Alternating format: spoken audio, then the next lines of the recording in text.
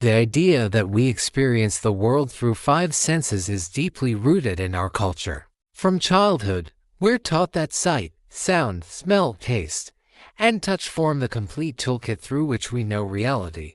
The number itself feels elegant: 5 points of contact between the body and the world, neatly corresponding to our eyes, ears, nose, mouth, and skin. It offers a comforting sense of order, a way to map the complexity of perception into something simple and symmetrical. And yet, this picture is incomplete, a kind of beautiful myth we've inherited. The truth is that we have far more than 5 senses, and they are far from independent. Beneath the surface of awareness, dozens of sensory systems are constantly communicating, blending, and shaping our experience. The sense of balance, the awareness of our body's position in space, the ability to feel temperature, pain, movement, and even the passage of time. Each of these contributes silently to the tapestry of perception. These senses do not operate in isolation. They collaborate. What we see can change what we taste. What we hear can alter what we feel. Our brain is not a passive receiver of separate streams of information. It is a composer, integrating and interpreting all these inputs into a single, seamless symphony we call reality. Psychologists draw an important distinction between sensation and perception. Sensation refers to the raw process by which our sensory receptor cells in the eyes, ears, skin, nose, and tongue respond to stimuli from the world: light waves, sound vibrations, chemical molecules, pressure, and temperature. It's the body's act of detection, the first whisper of contact between the external world and our nervous system. Perception, however, is what the brain does with those sensations. It is the act of translating scattered signals into coherent experience, into color, melody, warmth, flavor, or motion. Perception is not a mirror of the world. It is a construction. The brain organizes, interprets, and even fills in missing details to create a version of reality that we can act upon. In simple terms, sensation is about detection. Perception is about interpretation. One gathers information, the other gives it meaning. And it's in that act of meaning-making how the brain edits and shapes sensory data that our unique experience of the world truly begins. We often think of sensation as a passive process, something that simply happens to us. Light strikes the eye, sound waves ripple through the ear, and our sensory receptors dutifully register the world's presence. In contrast, perception feels active, a deliberate act of making sense of what we receive. We imagine that sensation provides objective data, while perception is where subjectivity begins, where memory, expectation, and emotion begin to color the picture. But the truth is, sensation alone means nothing. Raw sensory input, light, vibration, chemical signals, has no meaning until the brain interprets it. The world doesn't arrive in our minds as color, sound, or warmth. It arrives as electrical patterns that must be translated. What we call reality is the brain's ongoing attempt to organize that data into something coherent and useful. So while it's tempting to think of sensation as objective and perception as distorted, in reality they are inseparable parts of the same creative act. Without perception, sensation is noise, pure input without understanding. It's the mind's interpretation that turns chaos into experience, that transforms energy into the living world we feel, see, and know. If we think of our senses as the first step in a chain of decision-making, our way of gathering information before choosing how to act, we can organize them into two broad categories: near and F. Our senses.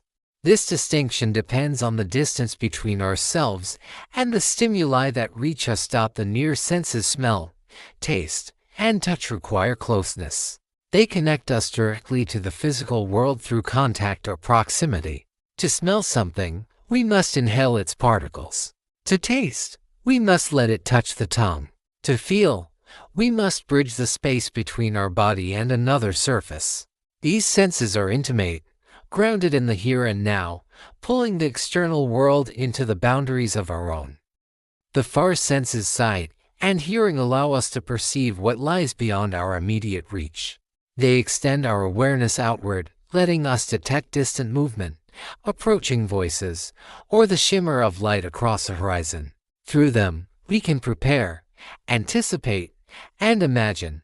This division near and far shows how our sensory world is not just about perceiving, but about positioning ourselves in relation to everything else. It's the first layer of strategy in how we navigate reality, what draws us closer, what keeps us safe, and how we decide what to trust when things are close, like the sting of a toxic chemical, the bitterness of spoiled food, or the heat of a burning candle. We must act instantly. Our near senses demand speed. They evolved for survival, guiding us through reflex rather than reflection. There's no time for analysis when your hand brushes against fire or a foul taste touches your tongue. The body moves before the mind fully registers the danger. Our first senses, on the other hand, sight and hearing buy us time. They alert us to what lies beyond immediate reach, allowing the brain to slow down, to compare, to interpret. Through vision, we fill in depth, color, light, and texture.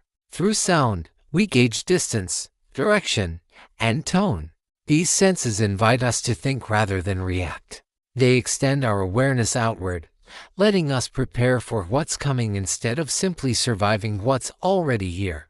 Together, these near and far systems form a kind of sensory strategy, the body's way of balancing instinct and understanding, immediacy and anticipation. Knowing where things are in the world is meaningless if we don't know where we are within it. You can't reach for a glass, turn a doorknob, or even take a single step without an awareness of your own body's position. This self-sense called proprioception is what allows your brain to keep track of your limbs, even when your eyes are closed. You don't need to see your hand to know it's there. You can sense the angle of your elbow, the bend of your knee, the weight of your body shifting across the floor. Specialized receptors in your muscles, tendons, and joints send a constant stream of information to your brain, building a silent, internal map of where every part of you is at any moment.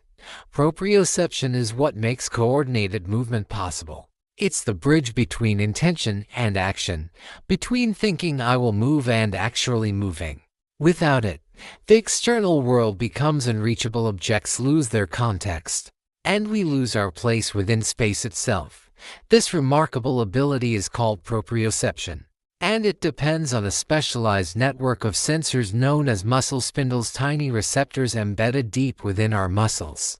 These spindles continuously monitor how stretched or contracted each muscle is, sending real-time updates to the brain about the position and movement of our limbs. When you lift your arm or turn your head, these receptors detect the subtle shifts in muscle length and tension, allowing your brain to calculate where your body is in space instantly and without conscious effort. It's an elegant feedback system operating quietly beneath awareness, ensuring that every gesture, every step, every blink of motion is precise and coordinated. Without these hidden sensors, even simple movements would feel disorienting, like trying to navigate in the dark without a sense of where your own body begins or ends. Proprioception is the silent architect of balance and grace, the sense that allows us to move through the world as embodied beings, rather than as minds trapped inside machines. Although proprioception allows you to know where your body parts are even with your eyes closed, it doesn't operate in isolation. There's a constant dialogue between what you feel and what you see. Vision and proprioception continually inform and correct each other. Your eyes help confirm what your muscles already know, and your muscles subtly adjust to what your eyes perceive. We can observe this intricate collaboration most clearly in another often overlooked sense, our sense of balance. Balance, or equilibrioception, depends on a delicate partnership between vision, proprioception, and the inner ear. It's what keeps you upright when you walk, what helps you regain footing after a stumble, and what makes you dizzy when that harmony is disrupted. This interplay is a perfect example of how no sense truly stands alone. Each one is part of a complex sensory symphony, constantly blending and recalibrating to maintain our connection with the world and with ourselves. Deep within each of our inner ears lies a tiny yet intricate structure that acts as our internal gyros. Cope.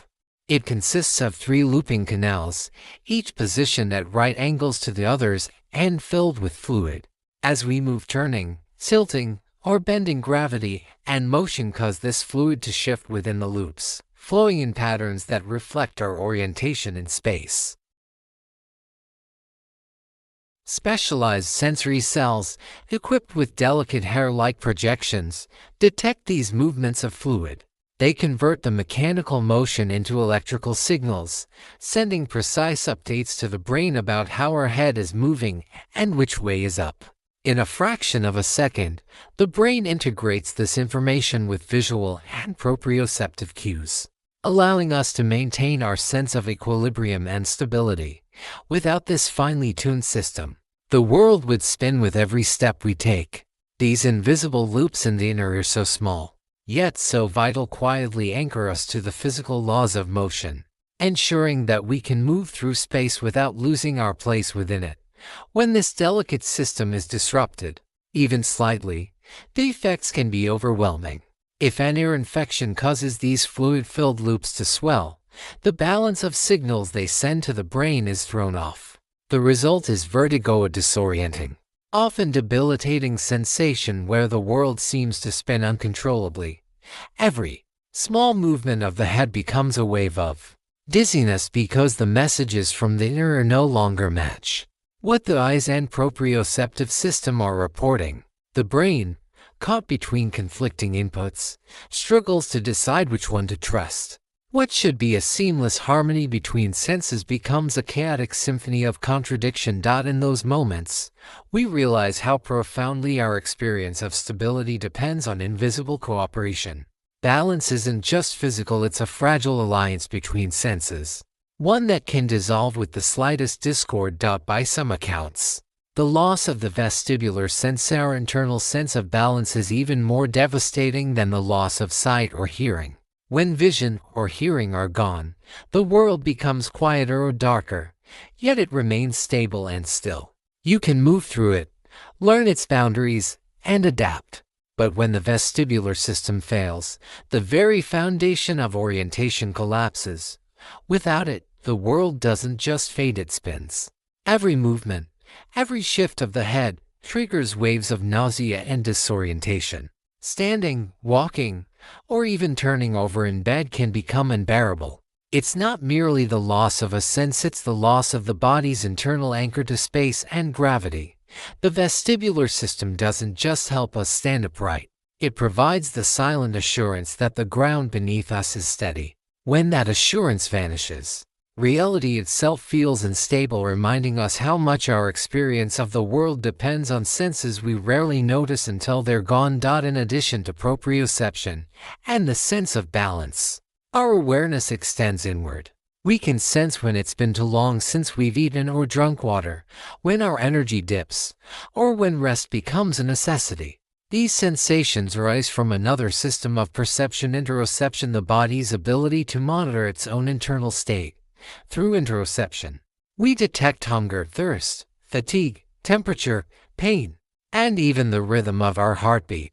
These signals don't come from the external world, but from within, guiding our choices just as powerfully as sight or sound. When your stomach growls or your throat feels dry, it's your body's way of whispering reminders. You need to refuel, to rest, to restore balance. In many ways, interoception is the most intimate of all the senses. It anchors us not to the environment, but to ourselves. It's how the body speaks to the mind, ensuring survival not through thought, but through feeling. We even possess specialized chemoreceptors, tiny, vigilant sensors that continuously monitor the chemistry of our inner world. When the balance of gases in our body shifts, when carbon dioxide levels rise and oxygen levels fall within the cerebrospinal fluid that cushions the brain and spinal cord, these receptors awaken. They send urgent signals to the brainstem, prompting subtle but vital adjustments in our breathing. Without any conscious awareness, your body detects the change in acidity and acts immediately, deepening or quickening your breath to restore equilibrium. This quiet feedback loop keeps you alive from moment to moment, ensuring that every cell receives what it needs. It's a profound reminder that perception isn't only about seeing or hearing the world outside, it's also about feeling the invisible world within. Long before your conscious mind notices distress, your body has already sensed the imbalance and begun to protect you. Beyond proprioception and interoception, our body also sends signals when it is being harmed. We feel pain. Pain is one of the most primal and essential senses, yet also one of the most complex and subjective. It is not a single sensation but a spectrum, shaped by biology, emotion, memory, and context. At its core, pain is a form of communication, a warning system designed to protect us from damage. But it is far from mechanical. Two people can experience the same injury and describe the pain in entirely different ways. The mind interprets the signal through its own filters. Fear, expectation, attention, and past experience all color how pain is felt. Like vision or hearing, pain involves layers of perception. There's the raw detection of tissue damage by specialized nociceptors, but also the brain's interpretation of what that damage means. It can linger after healing, or vanish when distracted. It can be sharpened by anxiety or softened by compassion. Pain reminds us that sensation and perception are never separate, that even our suffering is a dialogue between body and mind. Despite the misery it brings, pain is life-saving. It is the body's most urgent messenger, the alarm that warns us when something is wrong. As unpleasant as it is, pain protects us, forcing us to stop before further harm is done. Without it, survival becomes a matter of chance. People born with a rare condition that renders them insensitive to pain often live shorter, more dangerous lives. Without that internal alarm, they burn, break, or injure themselves without realizing it. They can't tell when something sharp has pierced their skin or when infection has set in. What most of us experience as suffering is, for them, the absence of a crucial guide, a silence where a warning should be. Pain, then, is not our enemy but our teacher. It reminds us of our limits, commands us to care for ourselves, and draws a boundary between damage and survival. It's the price we pay for awareness and the proof that our body is still listening. Pain, though it feels singular, actually comes from several distinct sources. Broadly speaking, it can be divided into three main types, each with its own origin and complexity. The first is neuropathic pain, which arises when the nervous system itself is damaged. Injuries to the nerves, spinal cord, or brain can cause pain signals to misfire or persist long after the original injury has healed. This kind of pain often feels electric, burning, or unpredictable pain without an obvious external cause. The second is nociceptive pain, the type most of us are familiar with. It occurs when tissue is damaged, a cut, a bruise, a broken bone.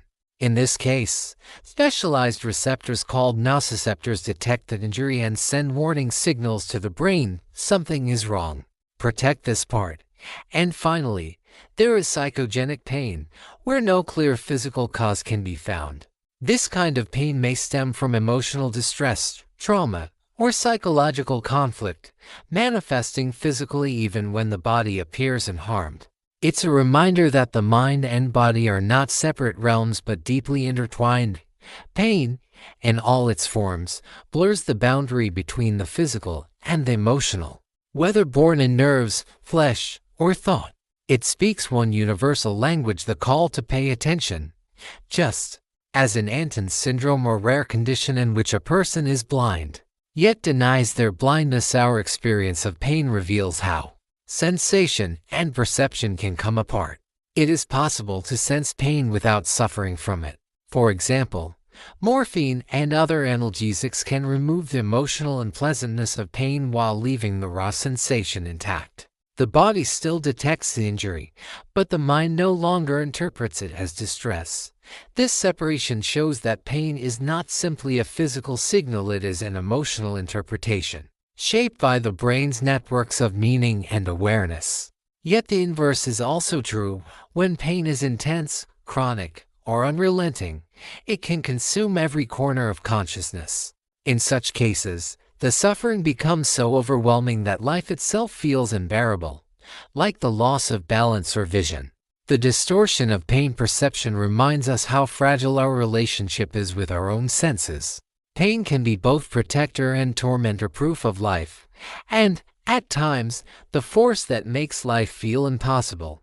Because pain is so deeply subjective, it resists easy measurement or comparison.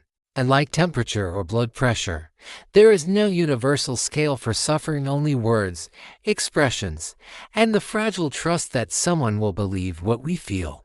And when pain cannot be seen or quantified, it becomes vulnerable to bias. Research has revealed troubling inequalities in how pain is assessed and treated. African Americans in the United States, for instance, are consistently undertreated for pain compared with their white counterparts. The same pattern appears between women and men. Women's pain is more likely to be dismissed, minimized, or misattributed to emotion rather than injury.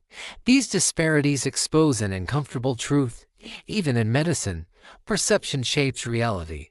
When caregivers carry unconscious biases about who looks like they're in pain, they distort the very thing they aim to measure. Pain, already invisible, becomes further obscured by layers of history, stereotype, and disbelief. These differences in pain treatment are, in part, cultural, and they highlight just how complex it is to describe and interpret a sensation. Pain is filtered not only through nerves and receptors, but through language, expectation, and belief. The words we choose, the expressions we show, even the cultural norms that shape how we're supposed to express suffering, all of these influence how pain is perceived and treated by others. To better understand this complexity, scientists who study perception have shifted their focus from subjective reports to the biology of sensation itself. They've examined the specialized receptors in our skin, muscles, and organs that detect different kinds of stimuli: pressure, temperature, vibration, tissue damage, and translate them into the electrical language of the nervous system. By studying these microscopic messengers, researchers hope to uncover how the body distinguishes between discomfort and danger, and how those signals become the conscious experience we call pain. This approach reminds us that beneath every feeling, no matter how personal, lies a vast network of shared biology, a universal system of sensors that make our most private experiences possible. When it comes to touch, the skin is far more sophisticated than it seems. It isn't just a single sense, it's an entire ecosystem of receptors, each tuned to different kinds of stimulation. Some of these are nociceptors, which detect tissue damage and alert us through pain. Others are thermoreceptors, capable of distinguishing subtle differences between warmth and cold. Still others respond to mechanical pressure, allowing us to feel texture, weight, and vibration, while another set of specialized cells detect itch, mediated by what are called pruritic receptors. And then there is an especially intriguing class of nerve fibers that respond to gentle, pleasurable touch: a caress, a soft brush against the skin. These aren't about pain or protection, but about connection. They help encode the emotional warmth of contact, the comfort of closeness, the reassurance of being touched with care. Altogether, these receptors weave a continuous dialogue between body and brain. They let us not only detect the world but also feel it, to distinguish between danger and affection, sharpness and softness, cold indifference and human warmth. Just as vision varies from person to person, shaped by the unique structure of our eyes and the sensitivity of our retinas, pain and touch also differ across individuals. Two people can experience the same stimulus in entirely different ways because the density and distribution of receptors in the skin are not uniform.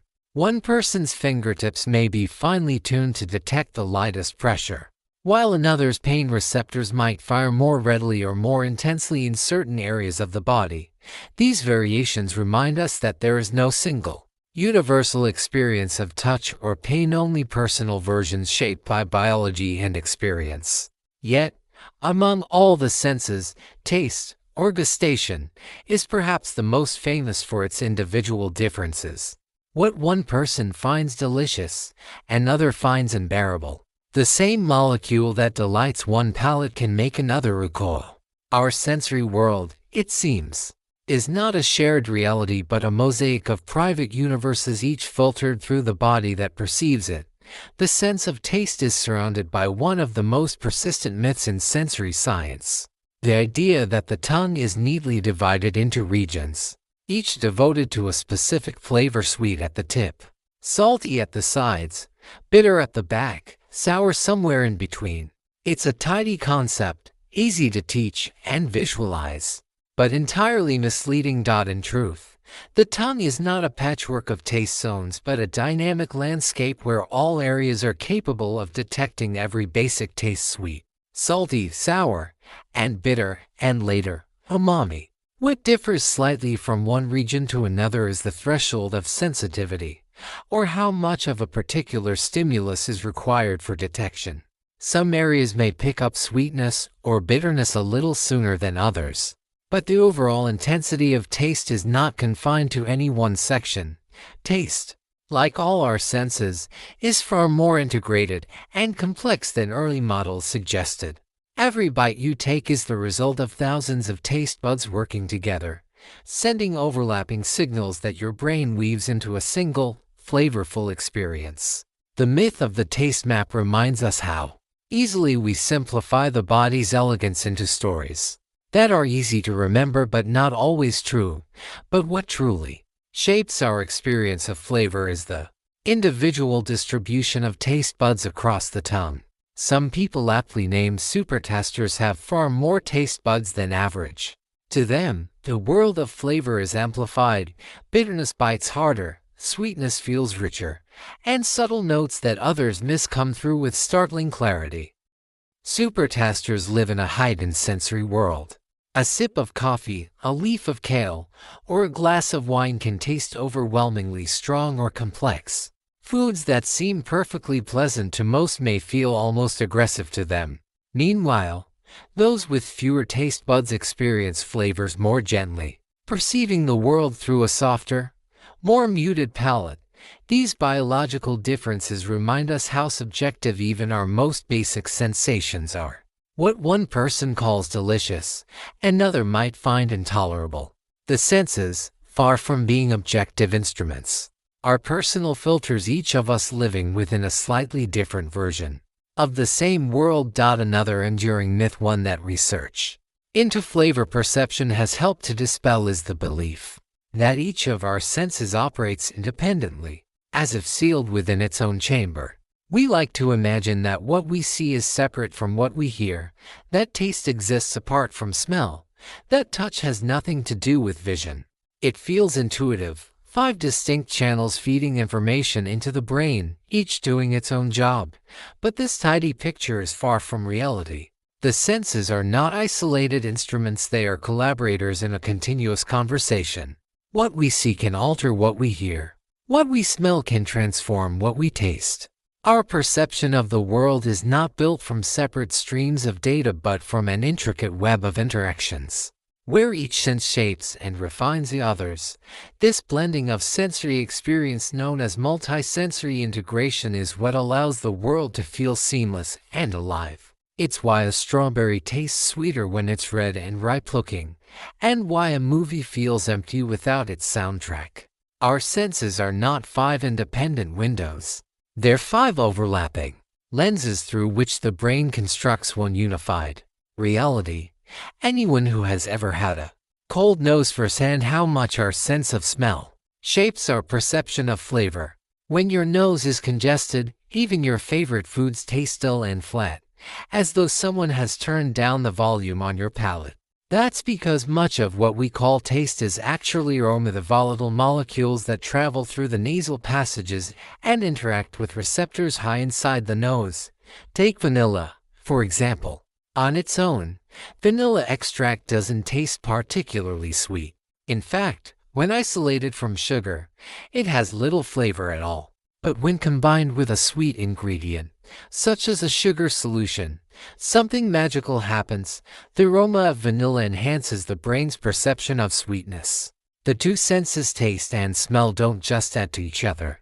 They amplify one another, creating a richer, more layered experience than either could produce alone. It's this seamless blending of senses that makes food feel multidimensional. Flavor is not a single sense, it's a collaboration between many. A kind of symphony played on the instruments of taste, smell, and memory. This connection between odors and sweetness is not purely biological, it's also learned. Our brains form associations between smells and tastes based on experience, culture, and repetition. In societies where scents like vanilla, caramel, strawberry, or mint are frequently paired with sugary foods, people come to expect sweetness whenever those aromas appear. Over time, the brain begins to fill in the taste, blending smell and flavor into a single unified perception. But this isn't universal. In regions where such pairings are uncommon, the same odors don't automatically enhance sweetness. A vanilla scent might smell pleasant but won't necessarily make food taste sweeter. The association simply hasn't been learned. This subtle difference reveals how flexible and adaptive perception really is. What we think of as taste isn't just chemistry, it's culture, memory, and expectation intertwined. The brain learns patterns from the world around it, and then quietly uses those patterns to color our sensory experience. In this way, our perception of flavor becomes a mirror of our environment, a taste of where we come from.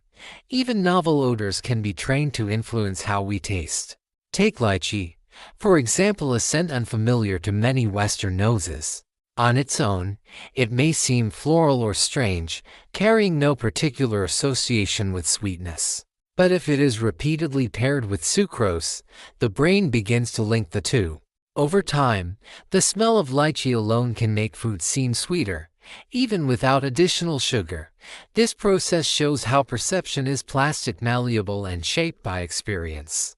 Our senses learn together, forming associations that subtly rewrite how we interpret the world. What begins as a neutral scent can, through repetition, take on emotional and sensory meaning. The boundaries between taste and smell blur not because of biology alone, but because our brains are storytellers, constantly weaving patterns, building expectations, and finding meaning in every sensation. One of the earliest and most striking demonstrations of how deeply sight and hearing intertwine came from a study conducted in the 1970s by psychologist Harry McGurk and his colleague John MacDonald. Their discovery, now known as the McGurk effect, revealed that what we see can directly alter what we hear. In their experiment, participants watched a video of a person speaking syllables like go while the audio track played a slightly different sound, such as ba.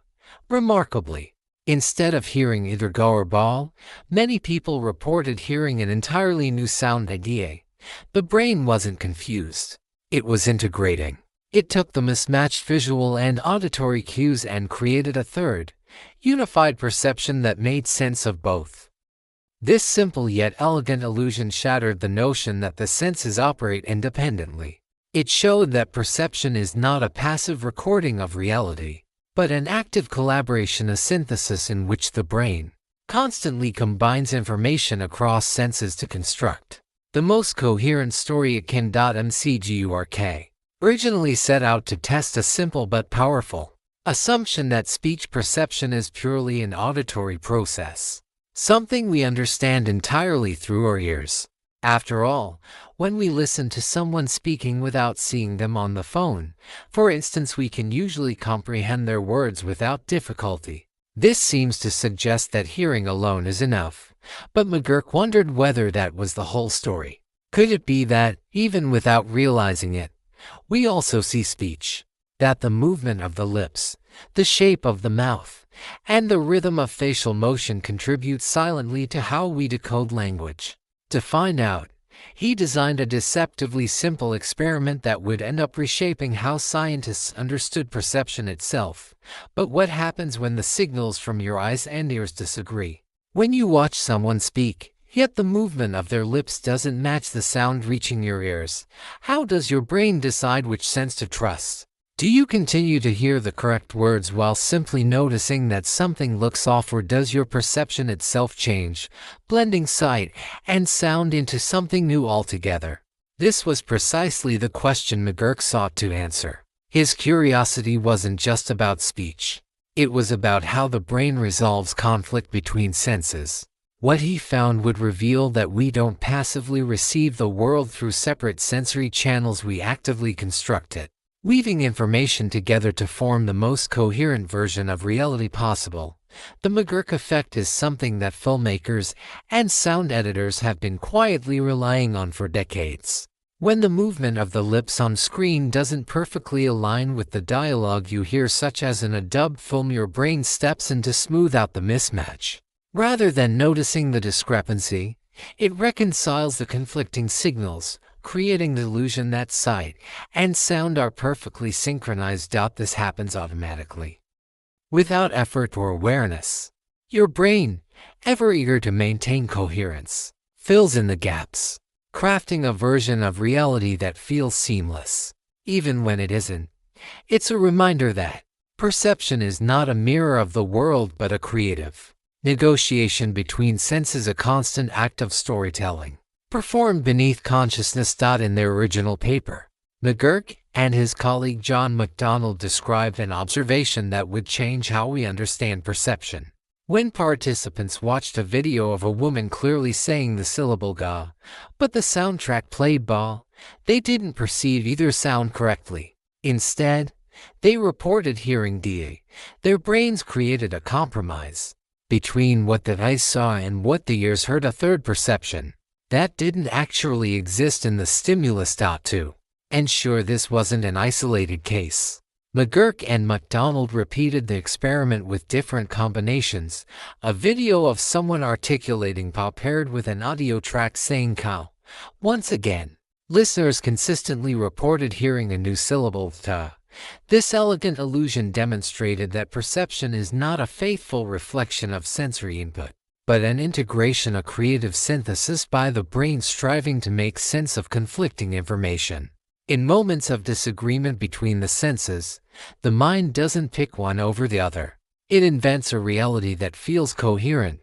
Interestingly, McGurk and MacDonald tested both children and adults in their experiment, and the results revealed something fascinating about how perception evolves with age. The children turned out to be better listeners. They were more likely to report the syllable they actually heard, relying primarily on auditory cues. The adults, however, were far more influenced by what they saw, the subtle movements of the speaker's mouth and face, and thus more susceptible to the illusion. Experience teaches us to trust our eyes as the more reliable guide to reality. Yet even among both groups, the illusion remained powerful. Whether young or old, participants often perceived a fused sound, a completely new syllable that was never actually spoken or heard. The McGurk effect reminds us that perception is not a passive reception of truth, but an active negotiation between senses, experience, and expectation. The brain's ultimate goal isn't accuracy, it's coherence. When faced with conflicting information, it chooses harmony over precision, constructing a version of reality that feels stable, even when it isn't. Even the traditional distinctions between near and far senses begin to blur under closer scrutiny. Research has shown that what we see can profoundly influence what we taste. In one striking experiment, scientists added food coloring to white wine, tinting it a deep red. When participants, many of them trained wine tasters, sampled it, they instinctively described the flavor using words reserved for red wines: berries, ice, depth, warmth. Yet what they were actually drinking was still white wine. This simple manipulation of color was enough to rewrite their sensory experience. The brain, expecting a certain taste from the visual cue of redness, filled in the missing notes. Even experts, people who dedicate their lives to refining perception, were not immune. It was a vivid demonstration that no sense operates in isolation. Vision shapes taste, expectation shapes perception, and the mind quietly edits the truth to maintain consistency between them. Our senses, it seems, do not report reality, they interpret it, weaving all available clues into the most coherent story they can. Even the label on a bottle of wine can shape how much we believe we enjoy it. Studies have shown that when a wine is presented as coming from a prestigious vineyard or carries a high price tag, people consistently describe it with richer, more flattering language, notes of complexity, depth, or elegance. The very same wine, when labeled as a cheap or ordinary table blend, evokes far less enthusiasm. Nothing in the liquid has changed. Only the story around it has. And yet that story transforms the experience. Our brains don't just taste the wine, they taste the expectation. The label becomes a lens through which we interpret flavor, proof that perception is shaped as much by belief as by sensation. This subtle bias isn't limited to wine. It extends to art, music, even people. We rarely encounter the world as it is, we encounter it as we expect it to be. And in doing so, we reveal one of the most human truths of all, that meaning, pleasure, and truth are never entirely separate from the stories we tell ourselves. Even sound can influence the way we taste. In one study, researchers found that the music playing in the background subtly shaped how people describe the very same wine. When the soundtrack was powerful and heavy, participants used words like bold, intense, and full-bodied.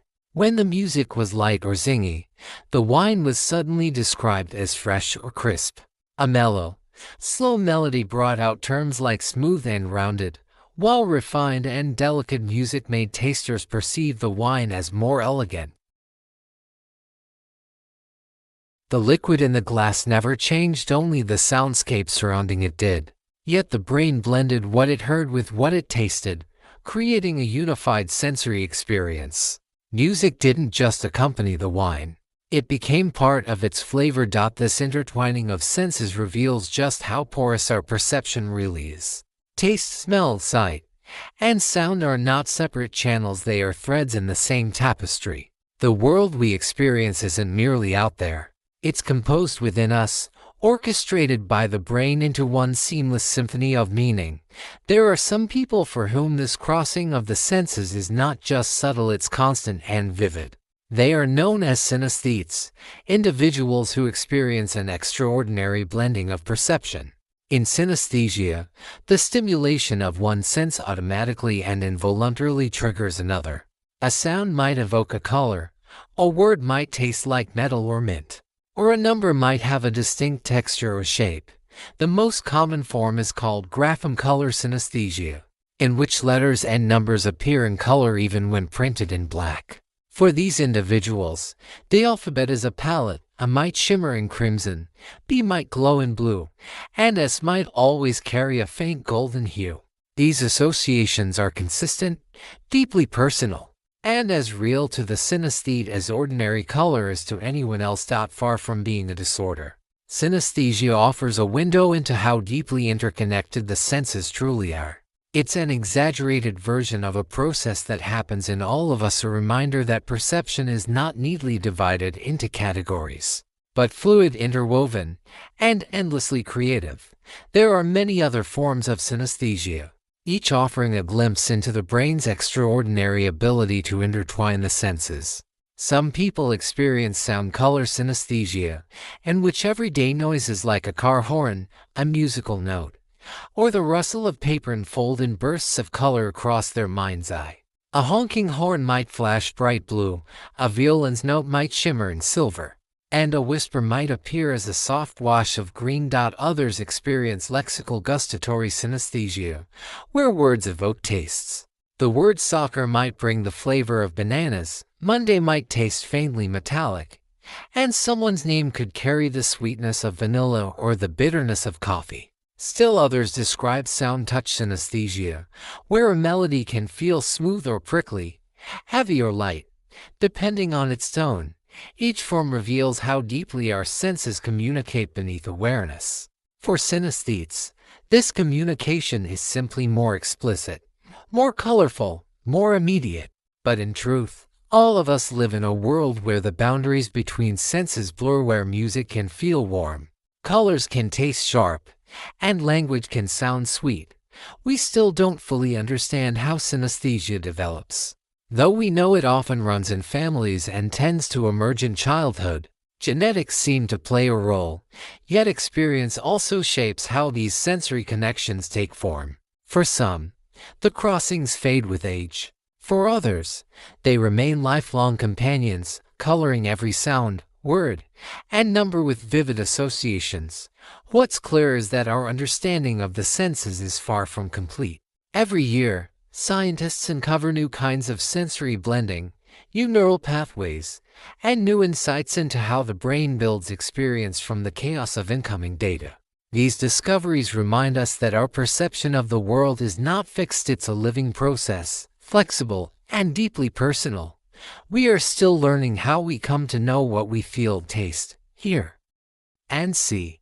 And with each discovery, the boundary between the senses and between the body and mind grows ever more beautifully blurred. Our senses, once thought to be 5 independent gateways to the world, are now known to be part of a single, intricate conversation. We do not merely see, hear, taste, touch, or smell, we synthesize. Each sense influences the others, shaping a version of reality that feels seamless, coherent, and deeply human. The discoveries that led us here, studies like Auvray and Spence's The Multisensory Perception of Flavor, which revealed how taste, smell, and even texture merge into one unified experience. McGurk and MacDonald's Hearing Lips and Seeing Voices, which showed that sight can literally alter what we hear. And North's The Effect of Background Music on the Taste of Wine, which demonstrated that sound can change how we taste. Each remind us that perception is not passive. It's a creative act, sculpted by the brain's constant effort to make sense of the world. To perceive, then, is to interpret, to weave meaning from signals, to color the unknown with memory and expectation. The senses are not windows but storytellers, each contributing a fragment to the grand narrative of consciousness. And perhaps that is the real wonder, that in every sound, scent, or touch, we are not simply detecting reality, we are composing it. The world we inhabit is not only out there but also within us, built anew with every heartbeat, every breath, every fleeting perception.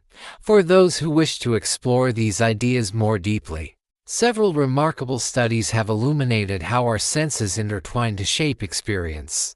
In the Multisensory Perception of Flavor 2008, Auvray and Spence reveal how taste, smell, and even texture merge into a single perception, showing that flavor is not confined to the tongue but born from the collaboration of multiple senses. In Hearing Lips and Seeing Voices 1976, McGurk and MacDonald demonstrate the astonishing ways vision can alter hearing, uncovering how the brain fuses sight and sound into one seamless experience. And in The Effect of Background Music on the Taste of Wine 2012, North shows that what we hear can change what we taste, as music subtly reshapes the adjectives and emotions we use to describe flavor.